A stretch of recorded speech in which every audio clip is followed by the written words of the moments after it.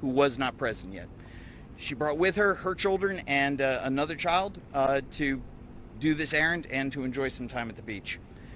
She was surprised to find a black sedan with no license plate in the driveway. However, she did not see this as suspicious. She thought at the worst it might be somebody getting some free parking. She encountered the person, who did not appear to be threatening at first, and in the end, when the person asked for her assistance in getting back into a storage room to recover his keys so that he could leave in his car, she helped him, and she was shoved into that room and abducted. She was zip tied and she was assaulted. When the children came to check on the adult, there was some confusion, and the door opened, and there was a run for your life, and several people ran from this offender. Our witness was the only one that was zip tied. She did receive assault injuries, and she was able to help us better understand that what we were dealing with was one offender, one car, one victim that received injuries, and that we could get a better understanding of the story in total. Right now, at our scenes, we definitely have a shooting. Shell casings have been recovered. Sheriff's Department is helping us collect that evidence appropriately. They're helping us canvass, because there's going to be canvass evidence that becomes valuable.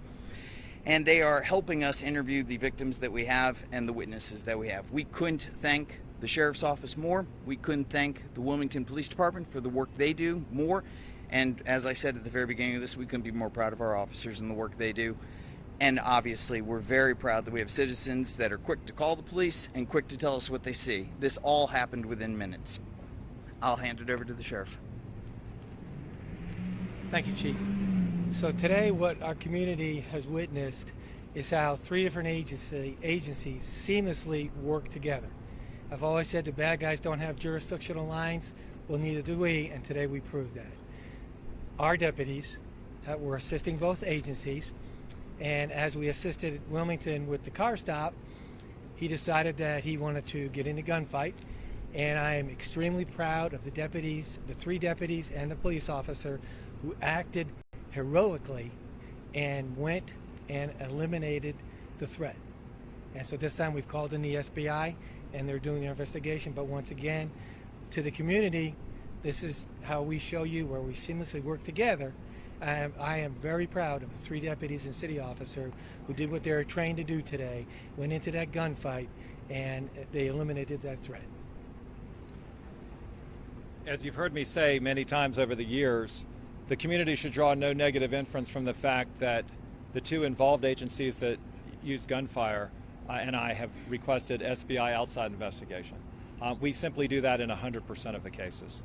Usually we are not able to be as detailed as we are in this press conference, but in light of the community concern over seemingly unrelated acts of violence that are random in nature, and in light of the fact that I believe there's a low probability that this case will come to a courtroom, I have consulted 3.6 and 3.8 of the ethics rules and outside counsel to determine whether or not I could be a little bit more detailed and whether these gentlemen could. And in the exercise of our discretion, we've tried to answer as many questions as we can, knowing full well that this is an evolving investigation.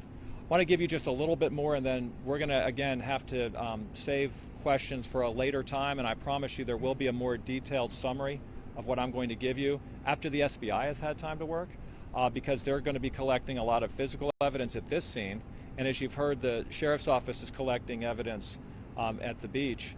And of course, we collected evidence in two different locations, the WPD last night. We have to look at all of that evidence together and test it. And we have to interview witnesses and link up the details that we know.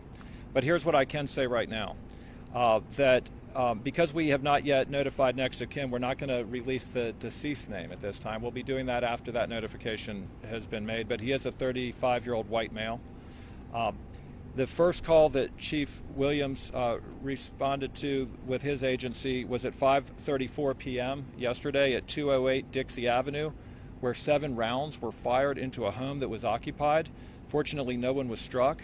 9mm shell casings were recovered. This appeared to be a random act of violence.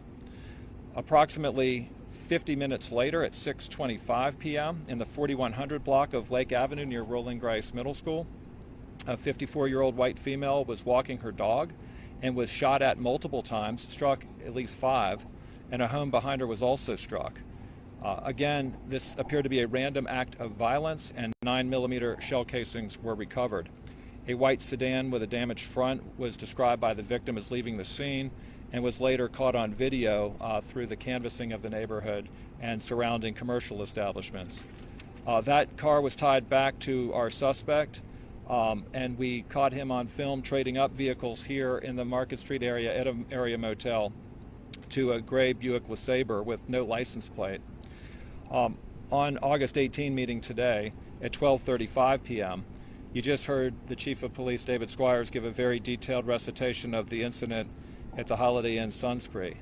That kidnapping and active shooter situation again involved a white male suspect driving a what was described as a black Buick sedan with no license plate, and 9mm shell casings have been recovered and at least 5 shots fired there.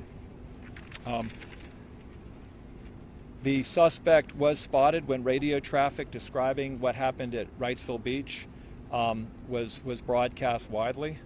Of course, officers have been looking for this suspect since last night. A WPD officer performed what's called a pit maneuver on Market Street and Lennon Drive. That stands for Precision Immobilization Technique, an authorized technique to make a vehicle stop. The officer successfully made the suspect vehicle crash. There were other civilians in cars that were also damaged, and we are going to make sure that they're, of course, tended to. There does not appear to be any life-threatening injuries at the scene. The suspect then took to his feet and started fleeing. He began firing multiple rounds at the pursuing officers on Market Street. As I said earlier, 3 New Hanover sheriff's deputies and 1 Wilmington police officer returned fire. The suspect was shot multiple times and killed. No officers or members of the public were injured as a result of the gunfire. Again, I want to thank these 3 agencies for their work here today. I want to thank the community for its patience.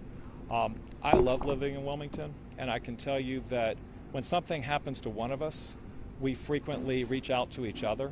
And I started receiving calls last night from friends who knew some of the people who had experienced that random act of violence last night. And it is the eyes and ears of this community, working in concert with the professionals behind me, that allow us to stay safe. I don't know how many times I've said that, but when we see something, we need to say something. And it is only by getting information to the professionals at an early stage that can allow us to do our job as effectively as I believe it was done here today. It is always a tragedy when life is lost, but it's also sometimes necessary in the performance of duties. And what this SBI investigation will reconcile is whether that force was reasonable for the circumstances. And when that investigation is complete, I promise a more detailed summary of these events.